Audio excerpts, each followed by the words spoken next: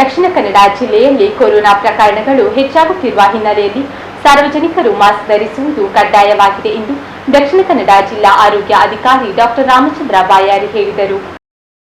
ಮಂಗಳೂರಿನಲ್ಲಿ ಸುದ್ದಿಗಾರರೊಂದಿಗೆ ಮಾತನಾಡಿದ ರಾಮಚಂದ್ರ ಬಾಯಾರಿ, ದಿನೇ ದಿನೇ ಕೊರೋನಾ ಪೀಡಿತರ ಸಂಖ್ಯೆ ಜಾಸ್ತಿಯಾಗುತ್ತಿದೆ. ಸಾರ್ವಜನಿಕರು ಸಾಕಷ್ಟು ಮುಂಜಾಗ್ರತಾ ಕ್ರಮ ಕೈಗೊಳ್ಳಬೇಕು.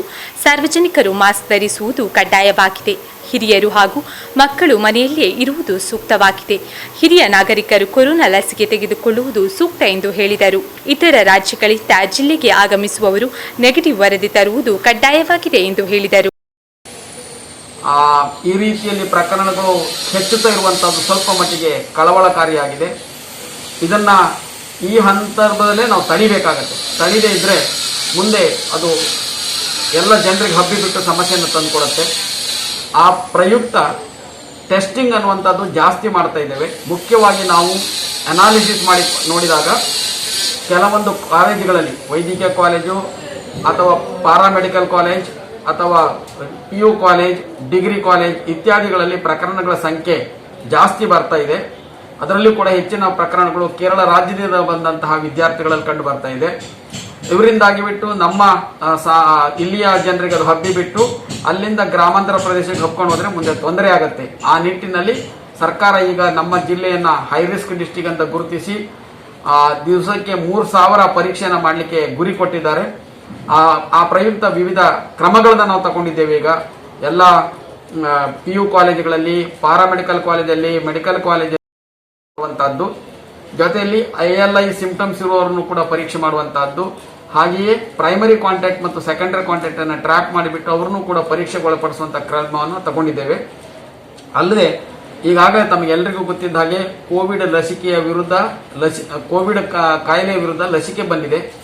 ಆ ಲಸಿಕೆ ಉಚಿತವಾಗಿ 60 ವರ್ಷ ದಾಟಿದವರಿಗೆ ಮತ್ತು 45ರಿಂದ 59 ವರ್ಷದ ಕೋಮಾರ್ಬಿಡ್ ಕಂಡೀಷನ್ ಇರುವವರಿಗೆ ಎಲ್ಲ ಸರ್ಕಾರಿ ಆಸ್ಪತ್ರೆಗಳಲ್ಲಿ ಉಚಿತವಾಗಿ ಕೊಡ್ತಾ ಇದ್ದಾರೆ.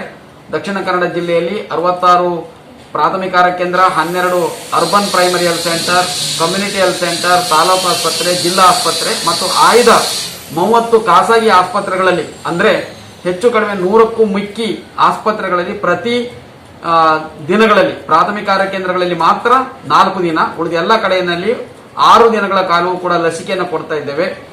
ಜಿಲ್ಲಾ ಆಸ್ಪತ್ರೆಯಲ್ಲಿ 7 ದಿನವೂ ಲಸಿಕೆಯನ್ನು ಕೊಡ್ತಾ ಇದ್ದೇವೆ. ಜನಸಾಮಾನ್ಯರು ಇದರ ಸದುಪಯೋಗವನ್ನು ಪಡ್ಕೊಳ್ಬೇಕು. ಗವರ್ಮೆಂಟ್ ಹಾಸ್ಪಿಟಲ್ ಅದು ಉಚಿತ. ಖಾಸಗಿ ಆಸ್ಪತ್ರೆಗೆ ಹೋದಾಗ 1 ಡೋಸಿಗೆ 250 ರೂಪಾಯಿ ಚಾರ್ಜ್ ಮಾಡ್ತಾರೆ. ಅದು ಅವರಿಗೆ ಬಿಟ್ಟಂತಹದ್ದು. ಸರ್ಕಾರಿ ಆಸ್ಪತ್ರೆ ಆಗ್ಬೋದು ಅಥವಾ ಖಾಸಗಿ ಅಂತ. ಆದರೆ ಈ ಲಸಿಕೆಯನ್ನ ದಯವಿಟ್ಟು ಎಲ್ಲರೂ ಪಡ್ಕೊಂಡ್ಬಿಟ್ಟು ಸೋಂಕಿಗೆ ಒಳಗಾಗಿದ್ದಾಗೆ ನೋಡ್ಕೊಳ್ಳಿ.